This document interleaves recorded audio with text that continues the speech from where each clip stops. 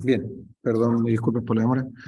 Eh, Habíamos visto el clasificador const la vez pasada.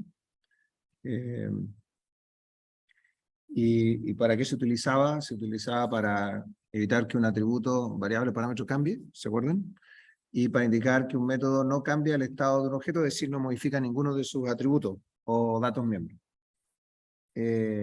Dice, el objeto calificado como constante debe tener un valor asignado en su definición o vía la lista de inicialización. ¿Por qué? Porque const emula lo que en C era una llamada al preprocesador donde uno decía define, definía una constante y el valor de esa constante. Esa constante no era parte del lenguaje, era sencillamente reemplazar el valor de esa etiqueta en todos los lugares donde aparecía la etiqueta en el código, por lo tanto no ocupa memoria y es solamente reemplazada por eso, no tiene ni siquiera un tipo. Aquí es diferente, pero de todas maneras nosotros tenemos que asegurarnos de inicializar el valor constante, con n igual 25 aquí, por ejemplo, eso es correcto, pero si tratamos de cambiar n, eso es un error. Esto también es un error si la constante no la inicializo, porque el compilador va a tratar nuevamente de no asignarle memoria. Por lo tanto, tiene que tener un valor. Sea cual sea, el valor constante tiene que tener un valor. O, en su defecto, que hay excepciones en C++, ese valor almacena memoria cuando yo lo defino en otro archivo. Y cuando lo defino en otro archivo, tengo que declararlo como extern, que es una constante externa que está en otro archivo. Entonces, el valor const como variable global en un archivo CPP tiene el alcance solo de ese archivo, no de otro. Y cuando yo hago esto, aquí sí se le asigna memoria y lo que se le está diciendo al compilador, que es Z, es un punto flotante double que está definido en otra parte, que es constante. Tenemos los punteros enteros. Aquí el entero es constante, al cual apunta A. Acá el puntero es constante. Habíamos tenido, y aquí fue donde terminamos la clase pasada con este ejemplo, que yo lo tenía mal formateado, lo resolví. Tenemos una rutina, una subrutina que toma como argumento, primero, este de acá, ¿cuál es? Es un puntero que apunta a un entero constante, ¿cierto? Por lo tanto, cuando yo quiero hacer esta operación, manipular el entero al cual apunta A y cambiarle el valor, eso es un error en tiempo de... no estoy seguro si será en ejecución o en compilación, habría que ver, habría que probarlo. Sin embargo, esto, moverse, desplazar el puntero, no hay problema. Por el contrario, si hago la definición complementaria, en el cual el puntero es constante, yo puedo tranquilamente modificar el valor del puntero al que apunta A, y sin embargo no puedo cambiar el valor de memoria almacenado del puntero. ¿Sí? El uso de const en métodos se usa para atributos o parámetros que no deben cambiar. Siempre usamos const cuando declaramos métodos que no modifican datos del objeto, o sea, que serían los que se llaman en C++ los accessors, por ejemplo. Los accessors son un método que no cambia. Y aquí la sintaxis es de esta manera, está lo que retorna el método, el nombre del método, y aquí si después del nombre, en el prototipo, el modificador const. Si yo tuviese const al principio, ¿qué significaría?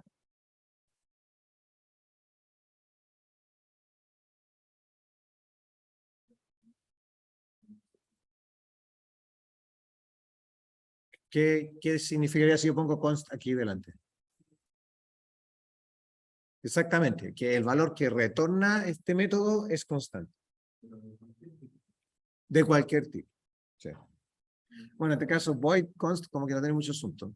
No retorna nada, pero si retornas un tipo como entero, por ejemplo, yo podría tener aquí adelante. Pero teniéndolo después del nombre y los paréntesis de la función, del método, quiere decir que ese método no modifica los atributos del objeto. Y se produce un efecto en cadena. Y cuando invocamos el método const, dentro de un método const, todos ellos también deben ser const.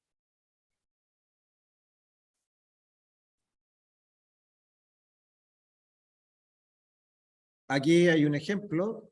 Tenemos, en el ejemplo anterior teníamos este método que era display, definido como const, y toma como, como parámetro un valor constante que es una referencia al objeto de la clase automóvil. ¿Sí? Y is example of an automobile, esto es estándar, y después aquí display. Entonces, la pregunta que queda planteada es, ¿qué pasa si display no es const? Aquí.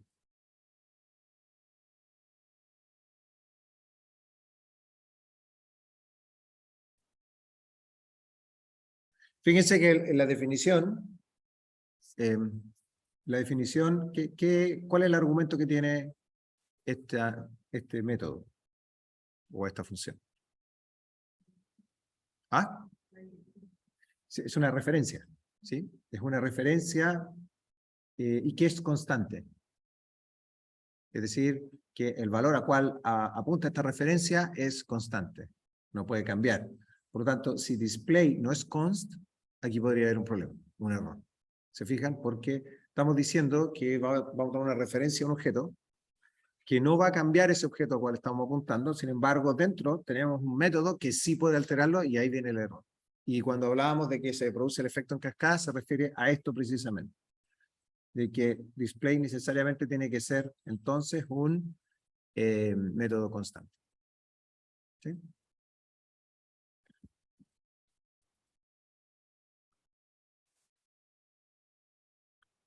Referencias. Esto ya una referencia es un alias para un objeto o variable. Físicamente almacena la dirección del objeto al que apunta, y desde esa perspectiva es muy similar a un puntero, pero es como una versión del puntero con cierta automatización. ¿En qué sentido tiene la automatización? Por ejemplo, aquí tenemos una variable entera, n mayúscula, que tiene almacenado el valor 25, y definimos una referencia a n con esta sintaxis, ampersand rn. A mí me gusta anotarlo de la misma forma porque para mí es como una regla mnemotécnica, que todo esto que está aquí, ampersand rn, es un entero. Es decir, es donde apunta la referencia. N. Con la diferencia de punteros que cuando yo manipulo mi referencia, en realidad estoy manipulando n directamente. Con los punteros yo tengo que hacer aquí asterisco rn, por ejemplo. ¿Cierto? Tendría que aplicar ese operador para hacer esta asignación. Si lo hiciese así tal cual, si fueran punteros, aquí habría un error de compilación porque habría un problema de tipos. La memoria, la dirección de memoria, si bien es cierto, es entera, pero suele ser un long integer dependiendo de la plataforma. Y un entero normal no almacena toda esa capacidad de tamaño de memoria. Y aquí se despliega 36. Entonces, esto es como un puntero que tiene automatizado el proceso del asterisco el puntero. ¿Sí? Y lo hace más simple, en mi opinión. Bien, vamos a hacer un paréntesis, macros assert. Esto es parte de, también está en el lenguaje en C, y para eso hay que hacer un include. De hecho, en C++ se llama cassert el include, porque es la misma librería de C. Y lo que hace assert es una llamada cuando se desea garantizar que la condición dentro de la macro sea verdadera. Cuando es falsa la condición que está dentro de la macro, el programa se detiene y arroja un mensaje de error. por ejemplo, y típicamente para chequear un rango, necesitamos que cierta variable, al ser manipulada por una función, nunca sea negativa, por ejemplo. O que esté dentro de cierto rango, etcétera, etcétera. O que la fecha de inicio sea previa a la fecha de término, por ejemplo, y no al revés, ese tipo de cosas. Respecto a un if, el que se utiliza, el if es parte de tu programa y esto es parte como del debugueo. Entonces, si tú ocupas un if, va a quedar siempre ahí y entendemos que es parte de tu diseño, de la estructura, de cómo debe funcionar en condiciones normales tu programa. Y el hacer es parte de cuando yo estoy creando una estructura que me permite testear mi programa. Entonces, por lo tanto, me entrega un mensaje diagnóstico cuando falla de este estilo, por ejemplo, session failure, file, línea tanto, que esto que debía ser mayor o igual a 0, no se cumplió. Entonces sabemos la línea, etcétera, donde se cumple. Y claramente es una estrategia para testeo, porque cuando ocurre un hacer, el programa no tiene capacidad de recuperarse. No es como el manejo de excepciones en Java que vimos. El manejo de excepción, algo pasó, algo falló, pero yo todavía puedo reaccionar y puedo hacer otras cosas. Esto no, esto se detiene, murió y es claramente en el proceso de desarrollo.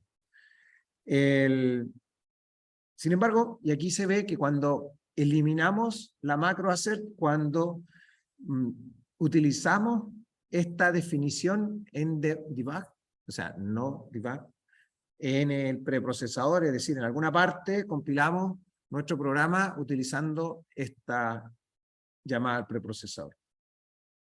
¿Te fijas? Entonces, puedo tener montones de assets en mi código y con esto, cuando ya sé que esto está funcionando bien, etcétera, lo he probado lo suficiente, con esto los elimino inmediatamente. Entonces no tengo que ir línea por línea, etcétera. Si yo hiciese un if, que me imagino que es lo primero que a uno se le ocurre y es lo que uno hace, por ejemplo, las tareas, es que el problema es que queda el if como parte del código. Y en un proyecto grande, deshacerse de todos esos if, o sea, no es práctico, no escala.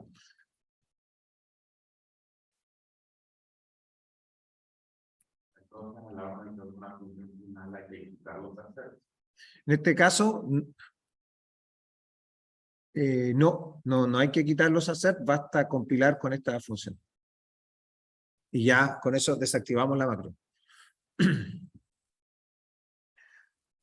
Porque no es una función. No es una... O sea, si bien es cierto, lo llamamos con el include, hacer no es una función, sino que es una macro. Y las macros son ¿de qué parte? No son parte del lenguaje una macro. ¿No? ¿Quién ejecuta las macros en C, C++? No. El preprocesador. El preprocesador ejecuta una macro como... por lo tanto, por eso yo puedo desactivar la macro utilizando una llamada al preprocesador. Si fuese una función implementada en una librería, el preprocesador es invisible para preprocesadores. Por lo tanto, tampoco es parte del lenguaje. Ya.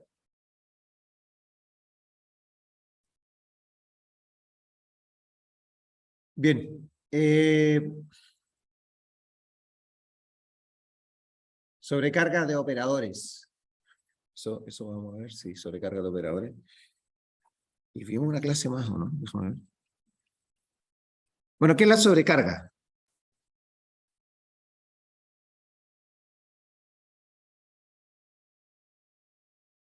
¿Mm? Sí, en alguna parte lo mismo, ¿no? ¿Qué era la sobrecarga?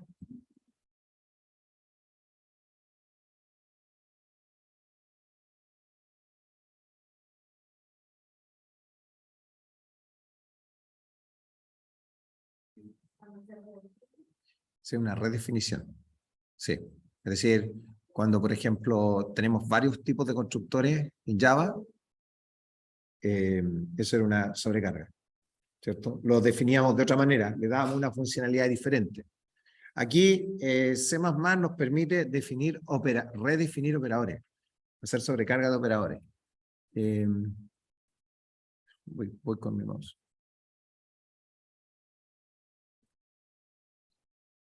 Y no es más como una forma diferente, sintácticamente diferente, de representar, de llamar una función. De hecho, el operador puede ser visto como una función. Si ustedes piensan, con los tipos primitivos, por ejemplo, entero, cuando yo sumo entero, la suma es una función, ¿cierto? Toma dos argumentos y me entrega un resultado. Solamente que esa función tiene una sintaxis particular. No está con f o suma paréntesis a, b, entero a, b, sino que es el más y ya está. Entonces eso para nosotros lo hace mucho más natural. Esa es una función cuando yo estoy sumando enteros, pero cuando yo estoy sumando otro tipo como flotante, en realidad la operación es diferente, la función es diferente, y lo que ocurre ahí es que llama a otra función, ¿cierto? Que hace la suma de doubles, por ejemplo, o floats. Entonces mantiene el punto flotante, etcétera, y hace toda la operación de forma diferente. Cuando yo sumo, por ejemplo, un entero con un flotante, ahí se llama a otra función que el entero lo pasa a flotante y hace la suma. Por lo tanto, un operador es, desde esa perspectiva, una función también. No es diferente una función. Por lo tanto, la sobrecarga de operadores no es más que redefinir o sobrecargar funciones. ¿Sí? Y cuando nosotros, por ejemplo, tenemos un string, y aquí voy a hablar en varios lenguajes simultáneamente. Cuando tenemos un string constante, definido, por ejemplo, como hola, entre comillas, doble, ¿cierto? Y yo a eso le sumo un entero, 10, por ejemplo. Ahí estamos, el lenguaje ha hecho con nosotros una sobrecarga del operador de suma, interpretando la suma como la concatenación de strings.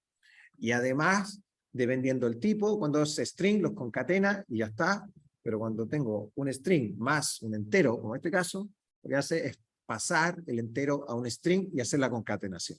Similar como hacía la suma cuando teníamos un entero con un double. ¿Sí?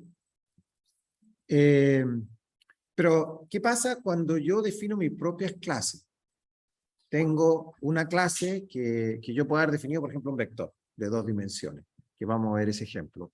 O puedo haber definido una clase entera, como entera. Y en ese aspecto C++ nos permite sobrecargar el operador, en este caso puede ser suma, puede ser, hay varios tipos, tenemos una tabla luego, que ahí dice cuáles son los operadores que podemos recargar. ¿Cuál es la sintaxis que se utiliza, la palabra reservada o operator? Seguía inmediatamente del símbolo del operador que queremos sobrecargar. Entonces vamos a ver un ejemplo con código inmediatamente. Dame un segundito mientras me muevo por acá.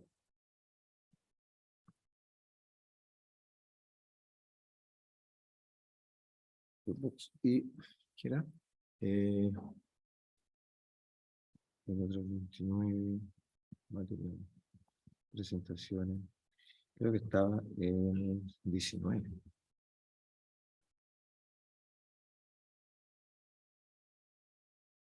No, no era en el 19, entonces está en el 20.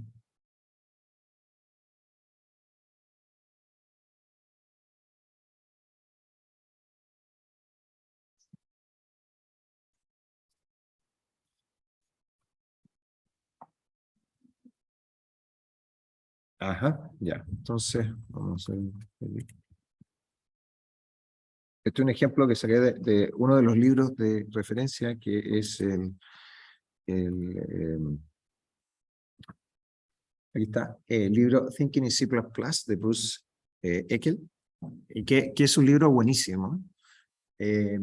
Consta de 2 volúmenes, creo que ya le había explicado. El primero donde explica las bases del lenguaje, el primer volumen, y el segundo de consideraciones prácticas para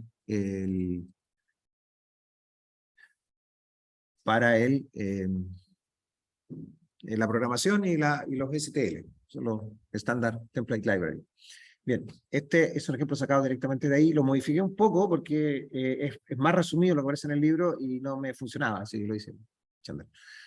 Bien, tenemos un include y aquí estamos haciendo todo en no tenemos un punto H para definir nuestra clase, sino que tenemos en el punto CPP la definición de la clase, la declaración y su implementación y su uso en el main. Tenemos todo. Estamos definiendo una clase que se llama integer, que tiene, como ustedes saben, un entero i que va a ser el atributo de esa clase. Vendría siendo como en el caso de Java, nosotros teníamos un objeto que se llamaba integer, ¿se acuerdan? Con mayúscula también, y que era un wrapper alrededor, que es una envoltura, ¿no? Alrededor del dato primitivo, que era el entero. Aquí estamos haciendo algo similar, bastante más tímido, sí, en todo caso, porque es un ejemplo. Pero tenemos aquí el atributo. Fíjense que está omitida la palabra reservada private. ¿Por qué?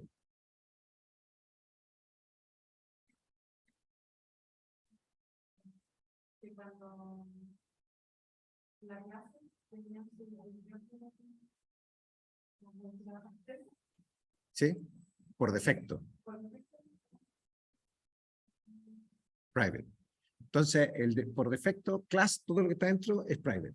A menos que yo diga lo contrario. Entonces, con esta anotación, por eso a mí también me gusta en Java poner los atributos private al principio, porque en C++ es así. Yo podría haber definido esta clase con la palabra reservada struct aquí. Y es exactamente lo mismo, con la diferencia que struct, por defecto, el acceso es público. Todo lo que está dentro es público.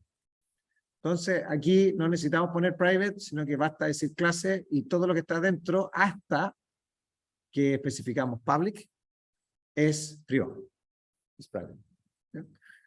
Tenemos primero un constructor aquí definido inline. Se llama integer, toma un entero ii y aquí tiene la lista de inicialización y no hace nada. O sea, bueno, podríamos hacer que hiciera algo en realidad, que podría ser... no, porque ahí está todo. Está listo, ¿no? No hay nada que hacer, porque aquí dice que este valor ii se le va a asignar al atributo i. Por algo se llama lista de inicialización. Hace la inicialización, ¿sí? Por lo tanto, no tenemos nada. Y luego, este código queda así, visto de buena primera, bastante críptico. Entonces, uno lo primero que mira aquí y se asusta. No hay nada que asustarse. Es solamente un constructor con lista de inicialización y sin cuerpo definido inline. Después tenemos, aquí está la sobrecarga del operador. Y fíjense ustedes que es una función que retorna un entero constante. Y está puesto en 2 líneas para que no quede tan hacia el lado. Const integer. Y está operador más. Ese va a ser el operador que vamos a sobrecargar. Entonces, va a tomar como argumento una referencia constante a un entero, a un integer, a un objeto integer. ¿Sí?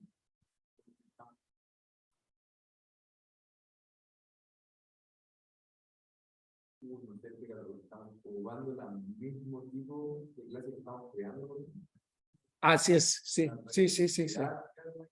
Y eso se hace mucho, ¿eh? Se hace mucho, y fíjate, pero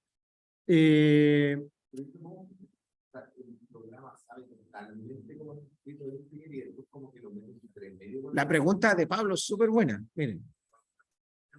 Es decir, igual que sí, pero es que, ¿cómo resuelvo esto? Porque aquí la recursión son llamadas a la misma función, ¿cierto? Entonces la llamada queda abierta y se llama a sí misma de nuevo. Eso no es tan difícil de entender, ¿cierto? Al menos a mí no me cuesta tanto. No sé si a ustedes les cuesta menos. ¿Sí? Eso. Entonces, esa es la lógica. Yo funciono así. Entonces, ¿qué es lo que ocurre? Fíjese el argumento del operador. El argumento está tomando una referencia al objeto. Y está haciendo a una referencia a un objeto de la clase que está siendo definida ahí mismo. Sí, pero esto es una dirección de memoria. No estoy pasando por valor el objeto completo. Entonces, al pasar una dirección de memoria, yo no necesito saber todavía de qué tamaño es el objeto. Solamente necesito dónde parte. Exactamente, y no te mando la casa completa. Entonces, es una cosa... No, y de hecho, cuando yo creo objetos grandes, pasar por valor no es buena idea, porque son lecturas de cosas grandes en memoria y eso es lento. Y escribir en un lado, copiar, etcétera. Entonces, en vez de copiar, uno pasa referencia al objeto, por razones de eficiencia. Y claro, o un puntero a ese objeto. Pero el puntero es más complicado de usar, es más fácil usar la referencia como se hacía en Java. ¿Sí? Entonces, aquí estamos pasando una referencia constante al objeto mismo de la clase que estamos definiendo. ¿Sí?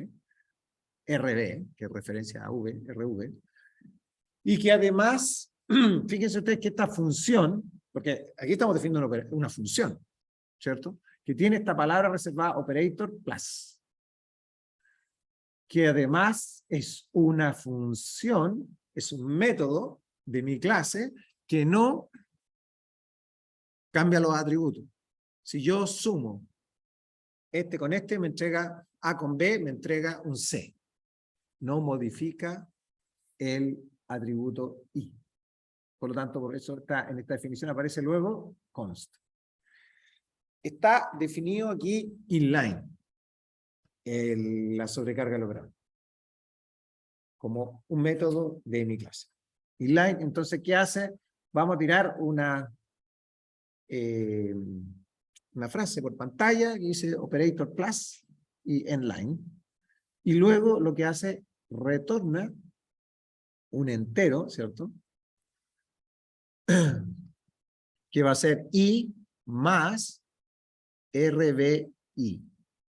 rb.i. Acuérdense que rb es una referencia a un objeto de la clase entero, por lo tanto tiene su propio atributo privado i.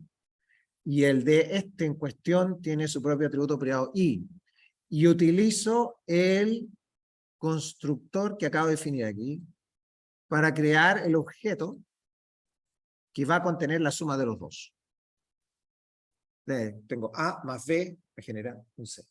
¿Sí? ¿Está bien? Como que el lunes en la mañana, ¿no? De nuevo. Este I, ¿cuál es? Vamos así, paso de adentro hacia afuera. Este I es el atributo, ¿cierto?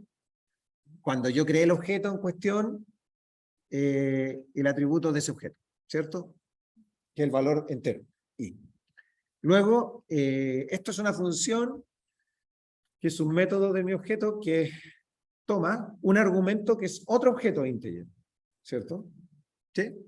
Otro objeto integer mayúscula, ¿sí? Entonces, ese objeto que es una referencia, pero ese objeto tiene un dato privado i. Por eso aparece rv.i, ¿cierto? Es del otro objeto. Ese, por ejemplo, el a es mi objeto, el más es el operador que yo sobrecargué, el método de mi objeto a, y el v vendría siendo la referencia a este RV. ¿Por qué podemos acceder a este valor privado? ¿Cómo, perdón? El valor RD, el I del RD es privado, porque podemos acceder a él.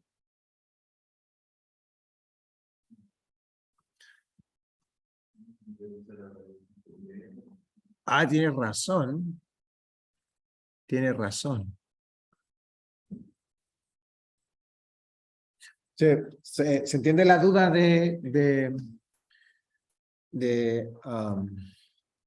ay, tuve una laguna con tu nombre. Sven, gracias. Sven dice, bueno, RB es un objeto, es una referencia a un objeto que es externo al que yo estoy llamando. Entonces, ¿cómo yo puedo acceder directamente aquí al punto I? Buena pregunta. De hecho, yo traté de hacer esto acá, cuando yo quería fuera de la clase, quería sacar el objeto y tuve que crear este método para acceder ahí. Si uno debiera decir el get I, ¿cierto? Aquí. Veamos si funciona. ¿Ya? Tenemos otro operador también, que vamos a definir en este caso. Es diferente este operador, que es el más igual, es decir, cuando yo tengo A igual, más igual 1, es equivalente a igual A más 1, ¿sí? Entonces, aquí no es constante el método porque va a modificar el valor de I, ¿sí? Porque lo va a asignar. Y aquí está la operación de I es igual, y nuevamente la misma duda de rb.i. ¿Sí? Ya. Veamos, aceptémoslo hasta aquí, ¿ok? Luego lo vamos a ejecutar, vamos a ver si hay un warning o algo, etc. En el main utilizamos un entero tradicional, IJK, y 1, 2, 3, y hacemos el K más igual I más J, quiere decir que tendrían las dos operaciones que hemos sobrecargado. Y luego con usuarios, con tipos definidos por el usuario, definimos esto I, JJ y esta óptima. Hacemos lo mismo, pero dado que estos no son datos primitivos, sino que son objetos creados por nosotros, esto debería ser aquí la sobrecarga del operador. ¿Sí?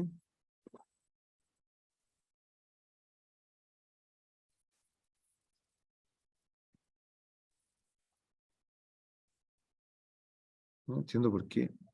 A veces. No me quiere fallar. ¿Dónde está esto? Está. Más.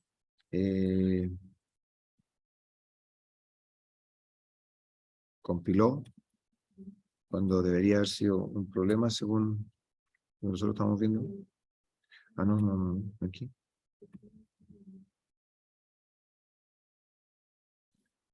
Entonces, esto con los tipos definidos, primitivos, arroja el valor de 6, definidos de esa forma, y con los tipos definidos por el usuario, hace la operación suma y después hace la operación esta, y el resultado es 6. Queda la duda pendiente de por qué entonces puede hacer esto. Si es private. Sí. Eso queda la duda. ¿Vale? Lo voy a consultar. ¿Ok? ¿Funcionó? Sí. No será porque es aquí, private, estamos en la misma clase.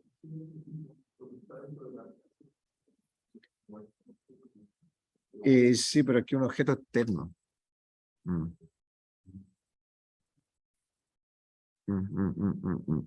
Porque ahí como que se estaría pasando por alto el control de acceso del objeto. Eso es lo que Sven muy aguadamente percibió ahí. Sí. Lo voy a consultar en este libro, en el mismo, Bruce Eckel, que el problema cuando uno se mete ahí está toda la tarde porque es profundo. Sí. Pero bueno. ¿Sí?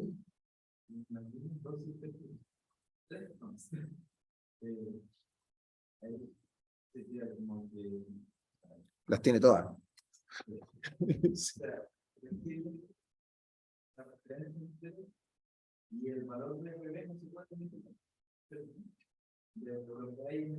No. No se puede modificar. La función no modifica. no modifica el atributo I. Y algo que no puede ser modificado. Exactamente. Sí. ¿Sí? Sí. Google dice que los niños de la clase de señalados pueden ser, bueno, todas las funciones amigas y las funciones de la clase que van a ser tratadas. Sí, pues, amigas y de la clase. Ah, bueno.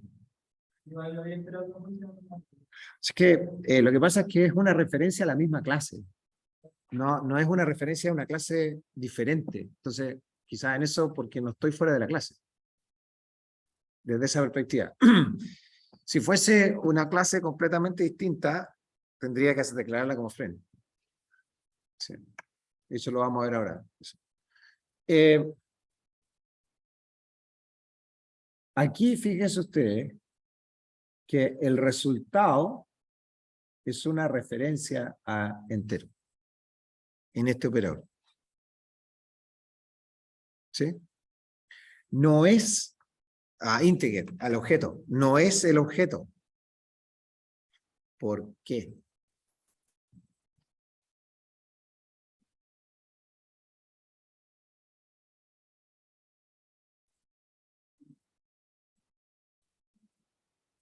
¿Ah? La pregunta es, en este operador, más igual, aquí teníamos que retornar un valor constante íntegro, ¿cierto? Y acá retorna una referencia íntegra. Se le pregunta ¿por qué? Estamos modificando el valor guardado en nuestra referencia. Sí. En nuestro propio espacio de memoria. Ya. O sea, lo que dice Sven, nosotros estamos modificando este atributo de aquí, ¿cierto? En el anterior estamos creando otro íntegro, lo estamos pasando Como valor constante. como un resultado. Y en el más igual estamos modificando nosotros lo que está guardado en la propia variable. En el propio objeto. O en el objeto. ¿Sí? Entonces estamos modificando el objeto que almacena I, ocupa un espacio de memoria, ¿cierto? Y dentro de ese espacio de memoria estamos modificando el atributo I. No estamos creando memoria adicional para retornar el resultado como en el caso anterior. En el caso anterior, aquí creamos un espacio de memoria para otro objeto diferente y lo retornamos. Como valor constante, sí, que no lo podemos modificar, pero lo retornamos. Acá no. Acá estamos retornando. El dis es un puntero que apunta al objeto en cuestión, sobre el cual estoy trabajando, y el asterisco.dis es el objeto en cuestión. Por lo tanto, esto es una referencia al objeto en cuestión. Y retornar una referencia es más rápido. Mucho más rápido cuando estoy manipulando objetos. ¿Sí?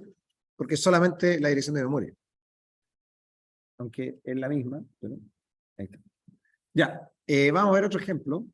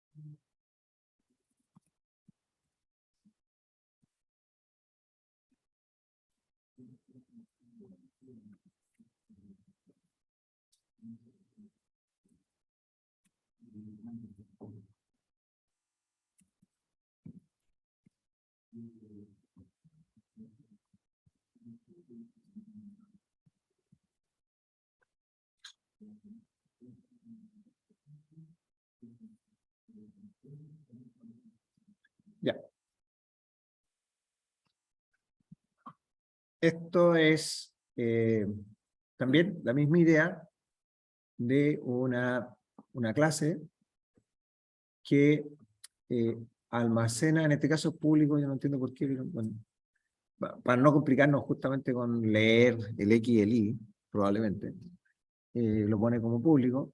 En un sentido estricto esto debería ser privado. Tenemos el constructor por defecto y tenemos un constructor que pide los argumentos. Y tenemos la definición de la sobrecarga del operador, que es la suma, y que entrega un objeto del mismo tipo. ¿Sí? No altera los atributos de la clase y toma una referencia constante a la misma clase como argumento. Aquí no está el nombre de la variable porque esto es un prototipo nada más y está solamente el punto H y está, bueno, esto está hecho mucho más bonito porque tiene la llamada al preprocesador donde dice este condicional, dice si no está definido cvector, defínalo y después poner el endif. Esto quiere decir para que la compilación entre solamente una vez aquí y ya está. Y vamos a abrir el otro. Sí. Son 3.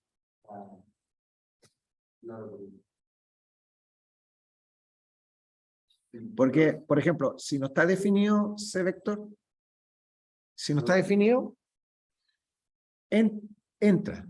Porque no está definido la primera vez. ¿Cierto? Y lo primero que hace es definir esa etiqueta. Es para que no entre más veces, entra una sola vez. Con la segunda, es decir, ¿no está definido? Sí, sí está definido. Entonces no entra. ¿Te fijas? Y acá terminan el endif. Sí. Bueno, aquí nos hace, el editor de texto además nos ayuda con poner esto en todo de un color. Estos son llamadas del preprocesador. Tenemos el cvectors que hace la implementación, hace el include del servvector.h y aquí define el constructor, que es nada más que darle los valores enteros de entrada, y aquí está el cuerpo de la de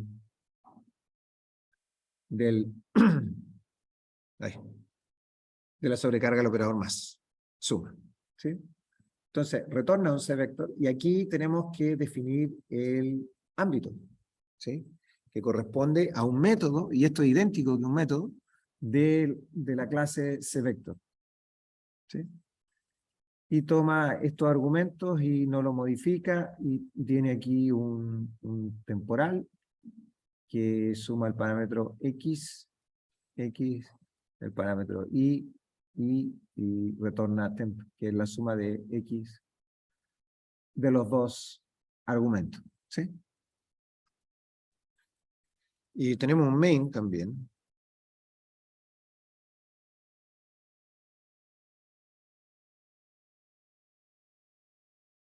Que ahora nos tira algo por pantalla y que necesita el IOStream, el User Space Standard y incluye cvector.h. Define un cvector A de 3.5 con el constructor 1b, 1,2, define 1c que no está inicializado y utiliza la sobrecarga de la suma A más B. C igual a más B, y ahora por eso se definieron los atributos públicos para poder hacer esto simple, de forma simple. Cx, C, y retorna 0 de salida. Esto además viene con un makefile para hacerlo todavía más pro. Tenemos que aquí genera main, va a ser el archivo ejecutable, ¿cierto? Y toma como entrada el main.o y cvector.o. Y el main.o es la compilación menos c, donde hace la compilación sin el linkeo, ¿cierto? De main cpp, ¿cierto? Perdón, sí, de main cpp. Y toma como argumentos main cpp y cvector.h. ¿Sí?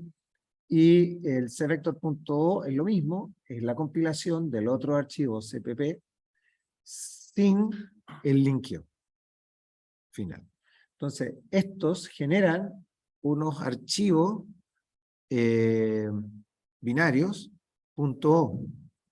De hecho, si uno ejecuta esto, así, en la línea de comando, no lo voy a hacer porque me voy a equivocar, pero ustedes lo pueden hacer, va a generar archivos binarios .o. Y esos archivos binarios .o, si yo los trato de leer, no puedo, ¿cierto? Y son esos archivos binarios los que se entregaban junto con el header, que sí se puede leer, que es un archivo de texto, para ocultar la implementación de librerías. ¿Cuál es el punto? .o. Que sería el cvector.o y el main.o. Entonces, se entregaban todos esos archivos binarios en algún directorio y los encabezados. Entonces, otro programador puede utilizar el encabezado, ahí están las declaraciones de las variables, de las clases, etc. Y la implementación está en binario. Entonces yo puedo llamar esas funciones y compilar mi código utilizando sus .o y todo, y funciona. Y genero mi propio ejecutable. Pero no tengo acceso a la implementación de esas librerías. Y eso es algo que siempre se buscaba hacer en los lenguajes compilados, que era ocultar la implementación. Por varias razones. Si yo tengo un módulo, la primera es plata, que dice Matías, ¿verdad? Alejandro, ¿por qué digo Matías? No sé, perdón. Alejandro dice la plata. Sí, la plata mueve el mundo, digamos. Entonces, primero la cuestión económica, porque si yo voy a vender, no quiero pasar mis secretos y mi implementación y todo mi trabajo, entonces lo que hago es le paso el binario y así le cobro, y cuando llega un momento lo puedo desactualizar y tiene que hacer actualización y le cobro de nuevo la licencia, etc. Hay un modelo de negocio, que en esa época era muy potente. El modelo de negocio actual es todavía más potente.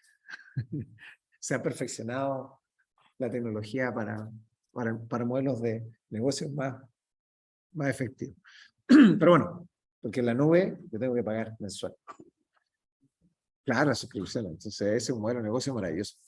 Ya, esa es la primera razón. La segunda es que yo puedo tener un desarrollo, que es una librería que está muy bien trabajada, que ya está, digamos, estable, eficiente, digamos, que es un código que es sólido.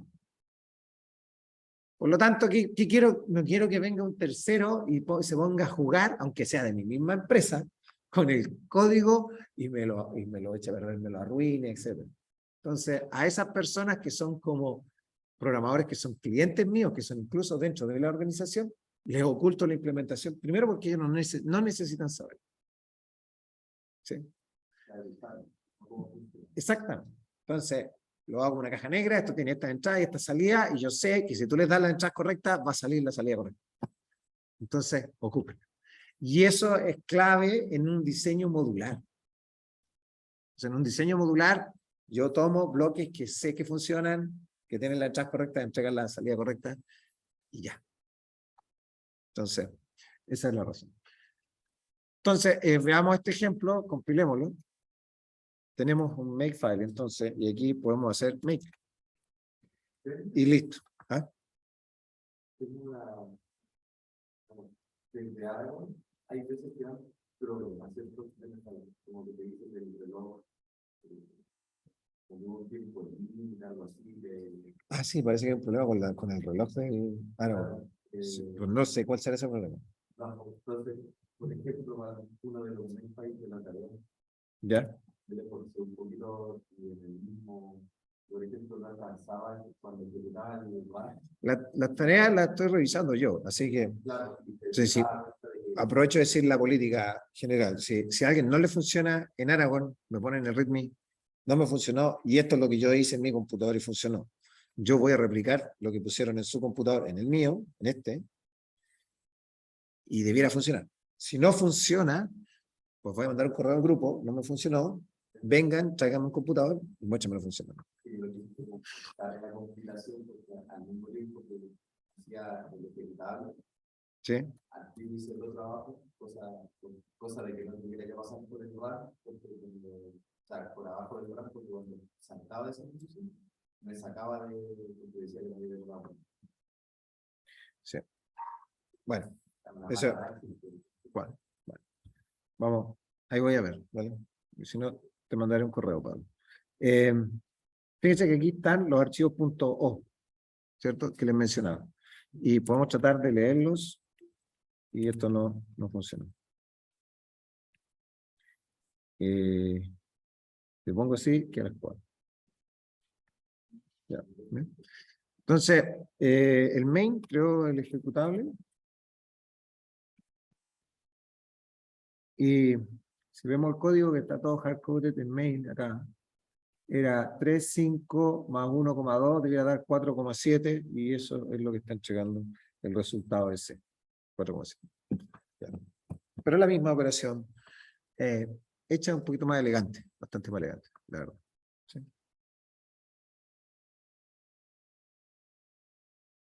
Oh, me perdí.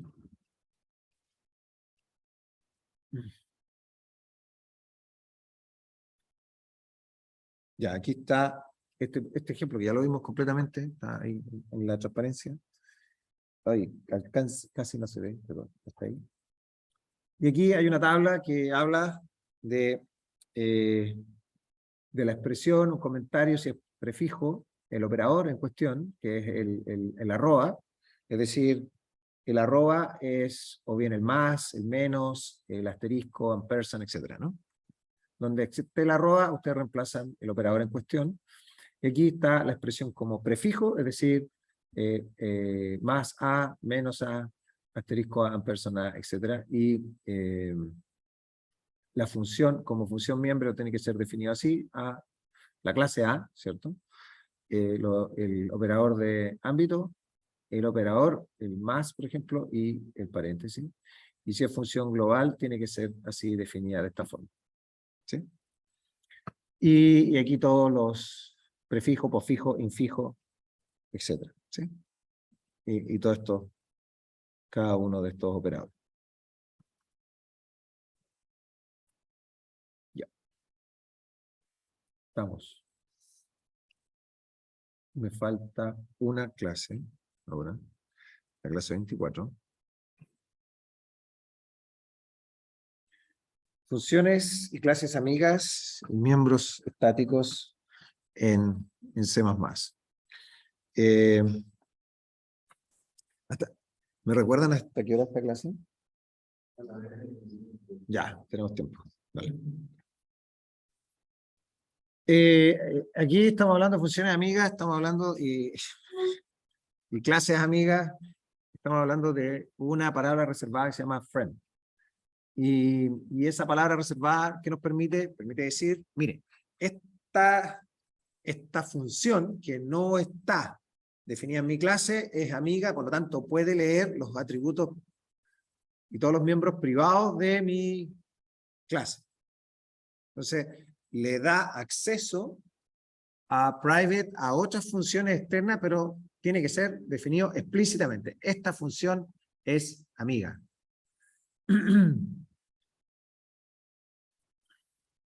Y cuando una clase, ahora estoy diciendo que la clase B es amiga de A, entonces en A yo tengo que decir que esta clase B es amiga, y todos sus métodos tienen acceso a los miembros privados y protegidos de la clase A que la ha declarado. Por ejemplo, aquí estamos definiendo dentro de la clase course, una función que es amiga, booleana, que es validate course data. Y esta función se dice que es friend, por lo tanto, yo puedo tomar ¿cómo se llama? Bueno, lo vamos a ver en la implementación, aquí no lo pone, pero podemos manipular este atributo privado en credits. ¿Sí? Y aquí tenemos la implementación, lo podría haber puesto acá, ¿no? Si hubiese cabido, pero bueno. esta es la función amiga que en el cuerpo, cuando se define la función, no necesito decir friend aquí delante. Y en este caso lo que hice va a retornar verdadero si los créditos, los números de crédito entre 1 y 5. O sea, son o 2 o 4. Eso quiere decir. Porque está con un mayor estricto. ¿Sí? Y son enteros, en crédito será entero, ¿cierto? Sí, entero, sí que eso está entre 2 y 4. La mitad es recíproca. ¿Qué cosa? La mitad es recíproca. La mitad. Amistad. Ah, como en la vida misma. No. O sea, es duro, pero es cierto, Sven. Puedo citar como anécdota que cuando recién llegué a la universidad a trabajar acá, hicimos en 2009, utilizamos un dataset del MIT de estudiantes de ingeniería y de business school, que eran como 100 estudiantes y que le habían hecho un seguimiento durante varios meses para establecer las redes de contacto con los dispositivos Bluetooth y todo, etcétera. Un instrumento, un dataset bien interesante de las relaciones personales, de la red social. Y ellos tuvieron que contestar una encuesta, es decir, quiénes se conocían dentro de ese grupo de 100 alumnos y quiénes consideraban que eran amigos, ¿no? Entonces hicieron una matriz de amistad. Y la matriz de amistad no es simétrica. O sea, unos decían, no, Sven es mi amigo. Y Sven decía, no, yo no soy amigo de él. O yo no lo considero mi amigo. Entonces, eso, en el caso de amistad aquí, no es recíproco. ¿Sí? Tiene que ser definida explícitamente, por lo tanto es dirigida, es unidireccional.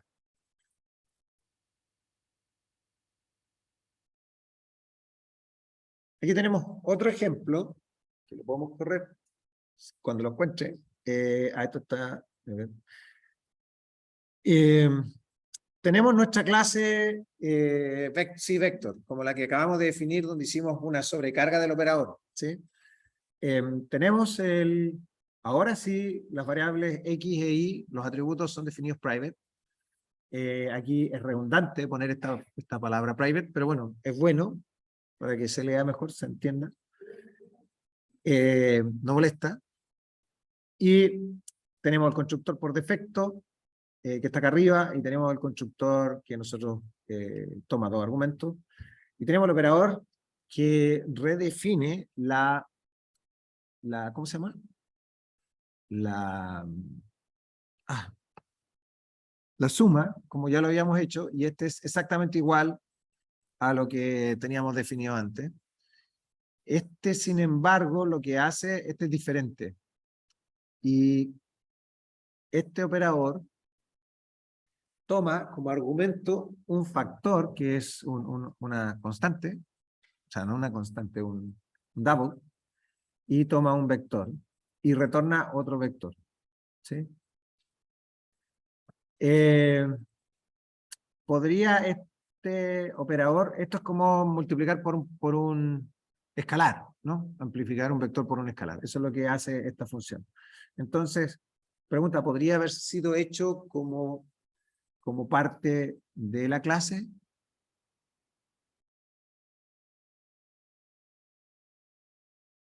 Esa sobrecarga.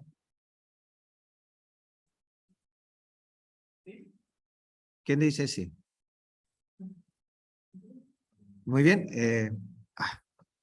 Es Matías, sí, tú sí eres Matías, perdón.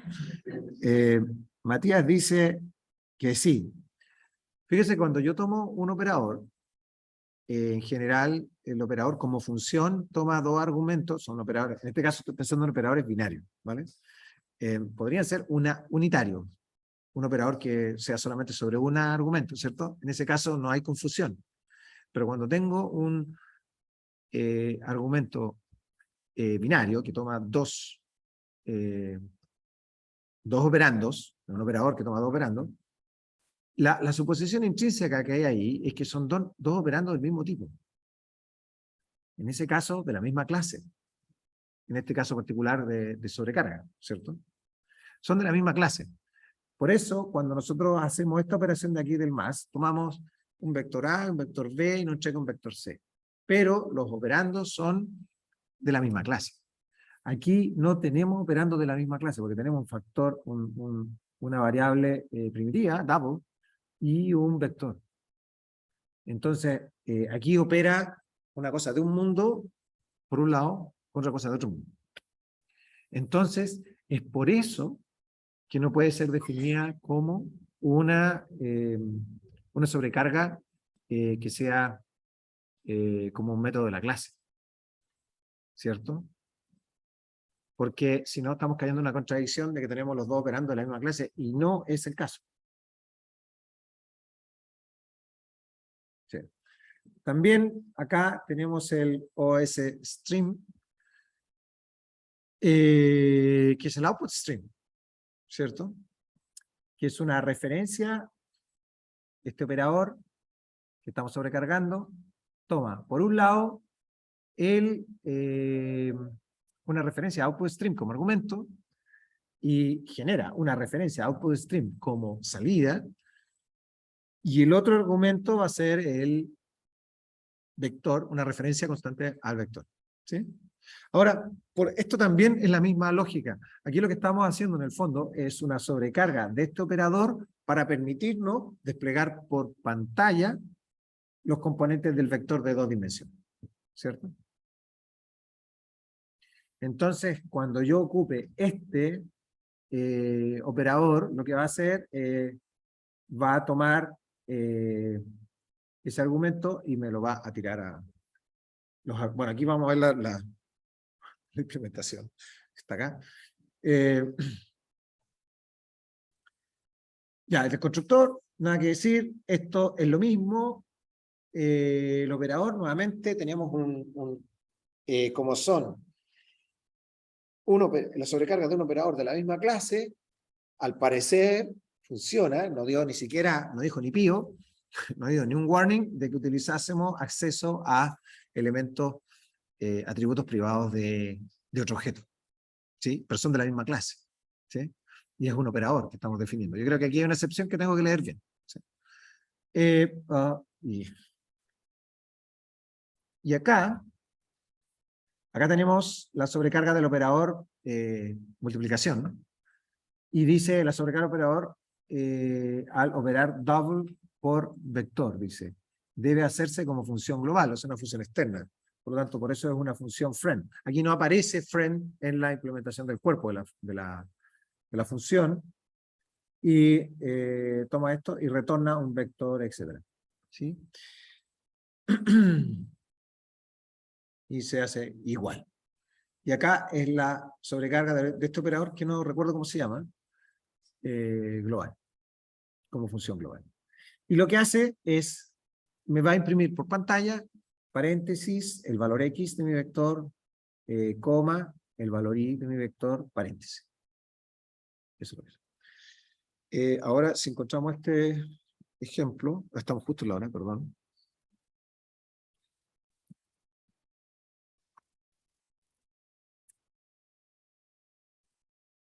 Este no es.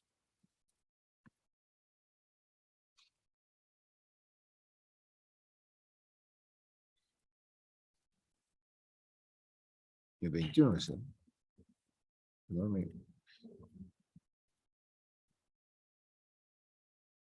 sí, aquí está. Tenemos un makefile. No voy a ir por el makefile y lo que único que voy a hacer es voy a borrar rm test y voy a hacer el makefile de nuevo.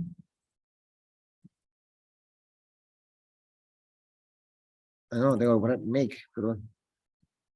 El utilitario make y me generó el friend test. ¿Y qué es lo que está haciendo el main acá? Ah, no tengo el main. No, no tengo el main. Lo voy a desplegar acá.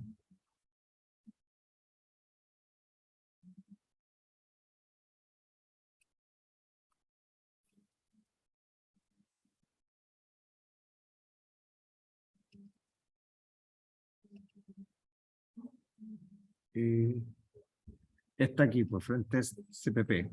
Y lo que está haciendo, crea dos objetos A y B, dos vectores A y B. El C hace la suma y luego hace 5 por C y imprime 5 por C.